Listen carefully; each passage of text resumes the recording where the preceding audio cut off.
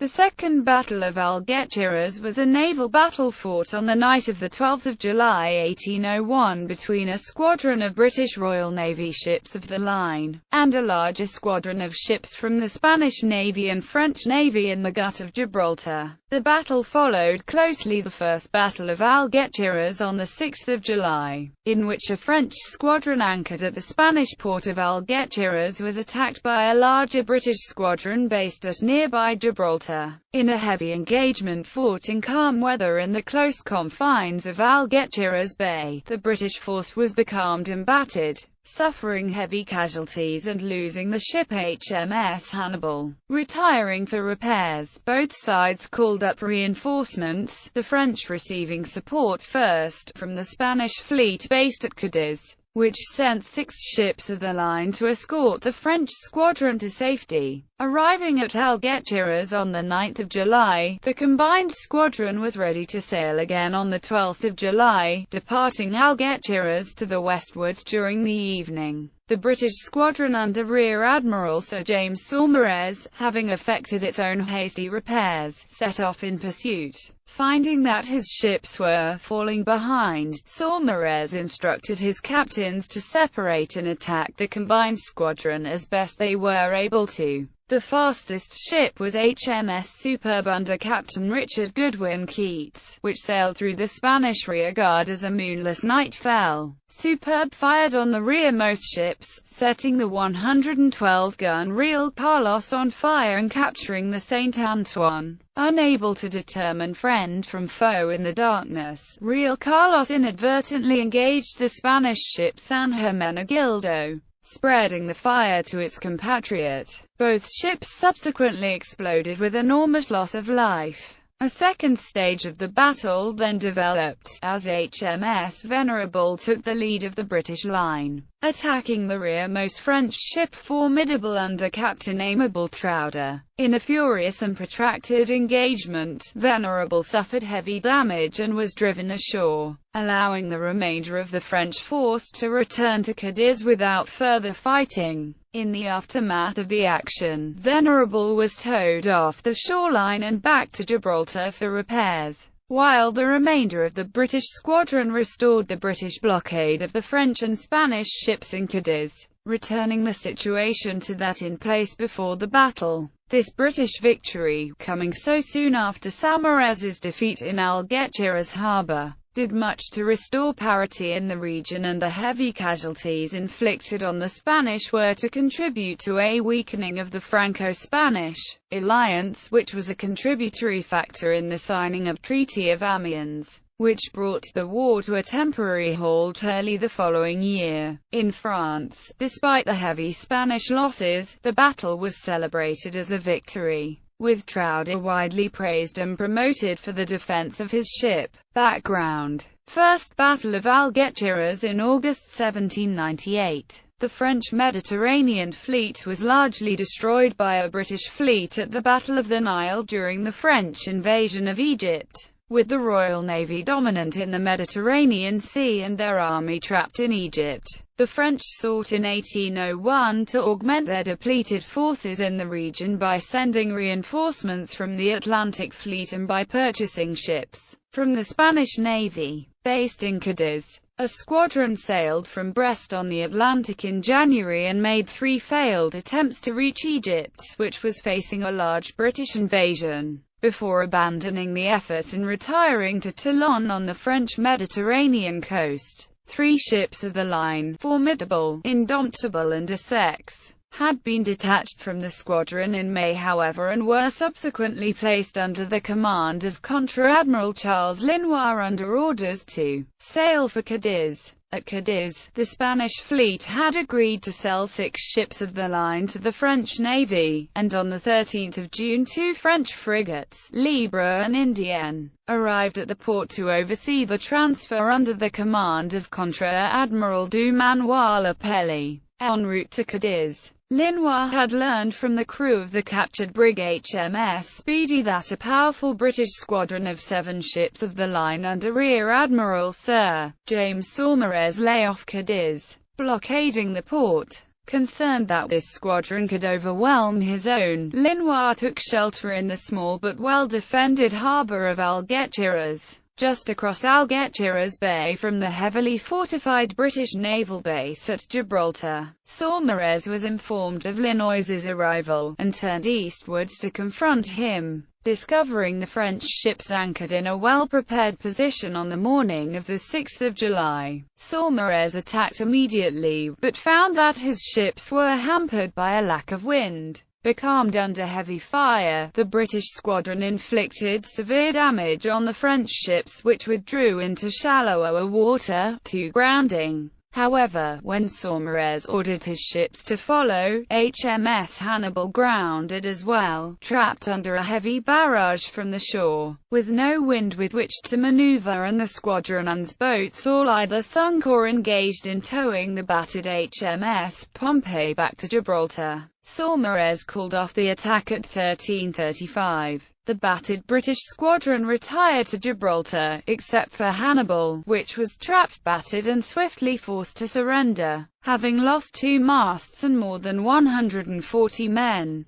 Passage of Merino with both squadrons badly damaged, reinforcements were called for. Lenoir sending a messenger overland to Cadiz with an appeal for the Spanish fleet there, under Admiral Don José de Mazeredo, to send a squadron to escort the French force in Algeciras to the safety of Cadiz. At Cadiz, Lepelli had to plead with Mazeredo for assistance. The Spanish admiral agreeing on the 8th of July to send a powerful squadron under Vice Admiral Don Juan Joaquín de Merino to Algeciras. Moreno's force consisted of 2 112-gun first-rate ships of the line, Real Carlos and San Hermenegildo, the 96-gun San Fernando, 80-gun Argonauta and the 74-gun San Agustin. With this force was the 74-gun French ship Saint Antoine, which a few days earlier had been the Spanish San Antonio. Saint Antoine was the first of the French ships purchased from the Spanish Navy to enter service. The crew drawn from the crews of Lepelli's frigates, supplemented by Spanish sailors and commanded by Commodore Julian Larrey. With the squadron were the frigates Libra, Indienne and the Spanish Sabina, as well as the French Le Gavourtour. The combined squadron sailed from Cadiz on the 9th of July, progressing rapidly southwards and reaching Algeciras Bay late in the afternoon, except for Saint Antoine, which was delayed and arrived the following morning. The force was anchored close to Algeciras, well out of range of cannon at Gibraltar, and there waited for Lenoir to finish making the necessary repairs to his ships.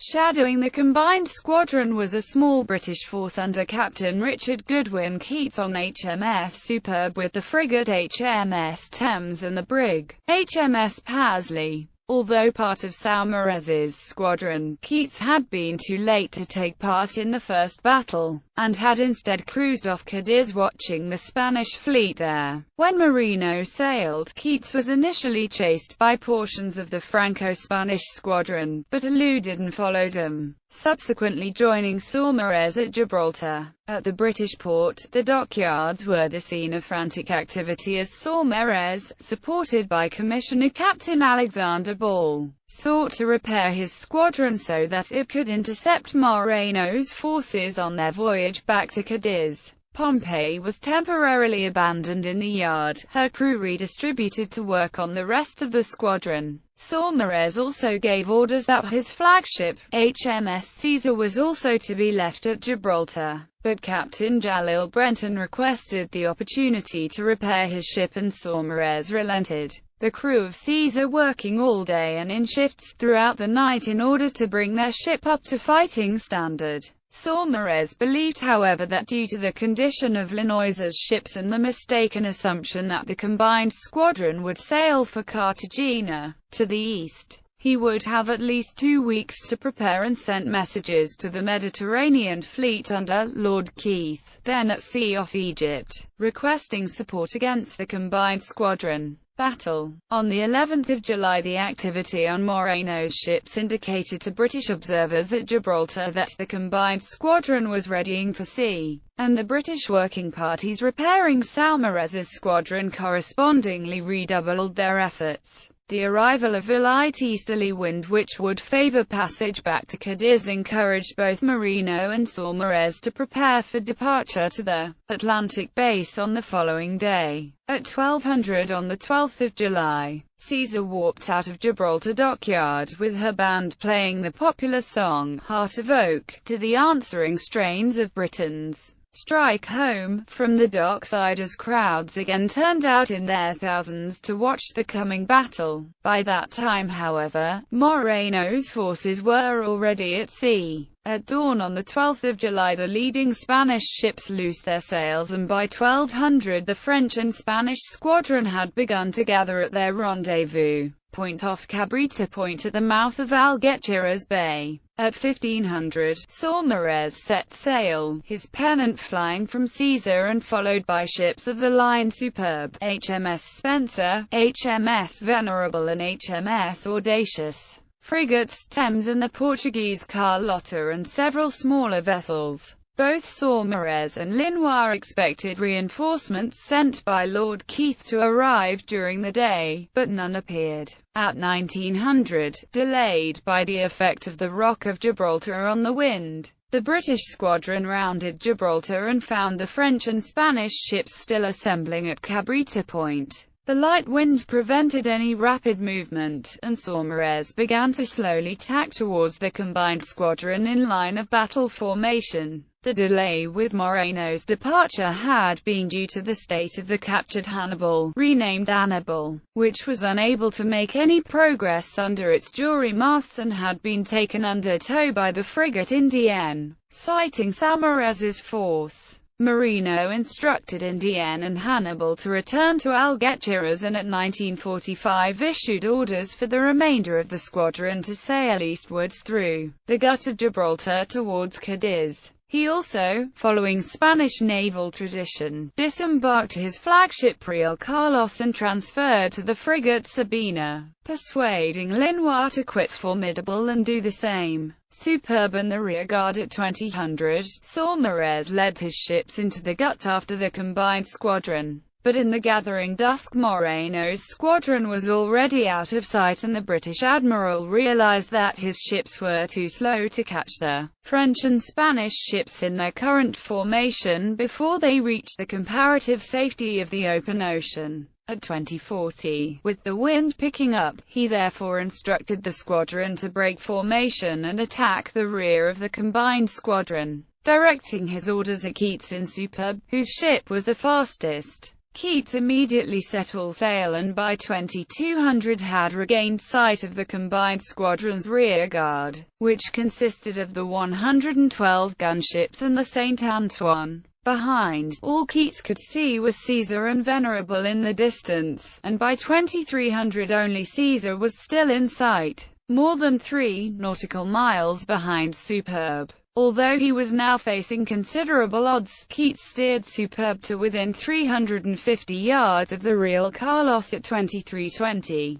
coming under fire from all 3 vessels of the Franco-Spanish rearguard, although evading much of it by the simple tactic of not illuminating his ships so that the ships of the combined squadron fired on one another more than on their British opponent. Linois had also ordered his ships to extinguish their lights, but this only added to the confusion of the Spanish ships in the squadron. The moon had set and the night was quite dark, which contributed to the ineffectiveness of the Spanish gunnery. Real Carlos fired randomly at the British ship but failed to strike it once during the brief engagement.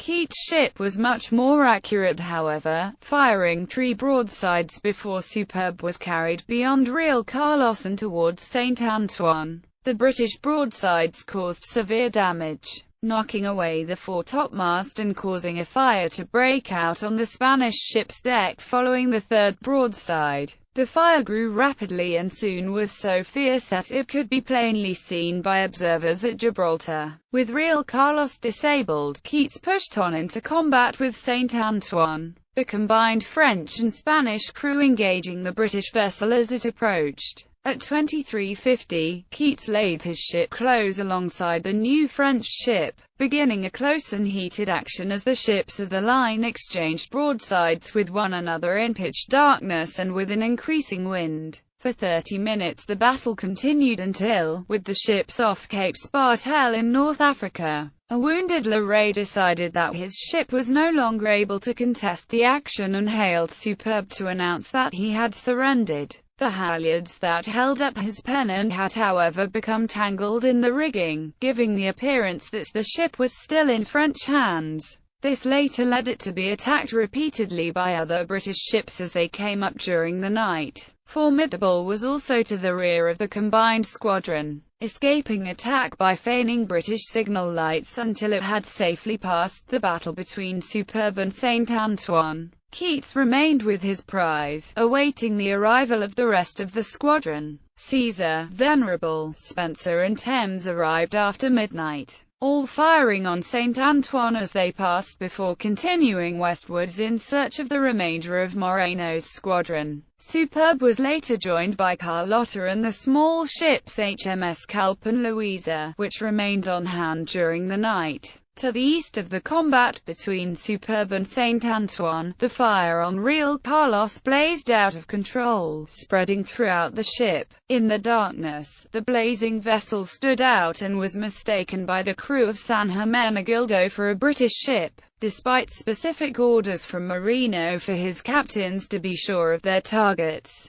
San Hermenegildo closed with the burning ship and fired several broadsides into Real Carlos. The attack prompted a response and the two huge warships began a close exchange of fire that was only brought to a close when Real Carlos drifted into San Hermenegildo, the flames spreading from the former's sails to the latter. Saumarez, on witnessing the sight, excitedly exclaimed to Brenton, "My God, sir, look there! The day is ours." Within minutes both ships were tangled together, fire spreading unchecked throughout the vessels. The fire was too dangerous for British ships to make any rescue attempts, and although several hundred men managed to escape the wrecks on small boats, there were still more than 1,700 sailors on board when first the Real Carlos at 0:15 and then the San Hermenegildo at 100 exploded as the flames reached their central magazines,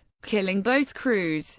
262 survivors in boats were taken aboard the captured Saint-Antoine and 38 on Superbe, while a handful managed to reach the rest of the Franco-Spanish squadron. But the enormous loss of life in this incident was one of the worst maritime disasters to that time. Venerable and formidable, while Keats had remained with his prize, Saumarez had led the remainder of the squadron forward, although Audacious had been left far behind the rest of the British force. The French and Spanish ships had scattered as Superbe attacked the rearguard, and during the night each made their way separately to the rendezvous off Cadiz Harbour. As dawn broke at 400 on the 13th of July, lookouts on the leading British ship of the line Venerable under Captain Samuel Hood spotted the French ship Formidable, under the command of Captain Aimable Trouder in the absence of Lenoir, to the north. Formidable was trailing the rest of the squadron, close to the shore in Connell Bay to the south of Cadiz and north of Cape Trafalgar.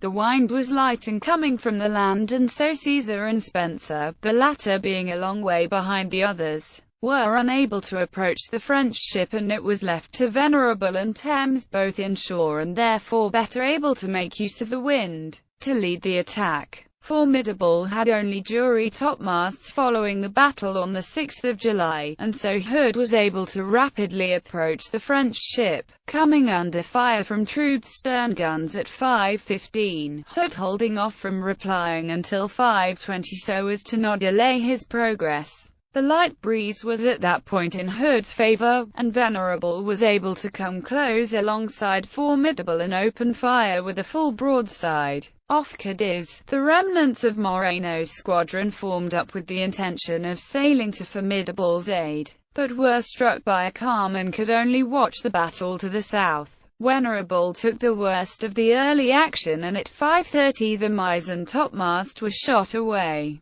Hood responded by ordering Captain Askew Hollis in Thames to approach Troude's stern. The frigate repeatedly raking the French ship under fire from the ineffective stern guns. For another hour the ships traded broadsides, until at 6:45 the mainmast Venerable collapsed over the side, significantly retarding the ship's movement. Formidable was able to pull ahead slowly in the light and unreliable winds, continuing to fire the stern guns at the now immobile British ship. Venerable was now drifting out of control, the foremast collapsing at 7:50 as the ship grounded on the shoals at Sancti Petri, 12 miles south of Cadiz. With his main opponent disabled, Trouder continued slowly towards Cadiz, out of range of the approaching Caesar. Saumarez sent Jalil Brenton in a gig to Venerable at 800, just as the foremast also fell overboard, with instructions that if the combined French and Spanish squadron, visible off Cadiz, should proceed south to attack the grounded British vessel, then Hood should remove his crew and set his ship on fire. Thames was brought close alongside in order to evacuate the ship if the need arose, but Hood refused the order and insisted that he would be able to save his ship. Eventually the arrival of Audacious and Superb on the southern horizon decided the issue as Marino abandoned any intention to counterattack, instead entering Cadiz harbour with his squadron, followed by Trouder in Formidable. Their arrival was greeted with cheers from the city's population, unaware of the disaster in the Gut of Gibraltar. The confusion meant that the situations of the lost ships were unknown, and Saint Antoine's arrival was still anticipated at Cadiz as late as the 16th of July.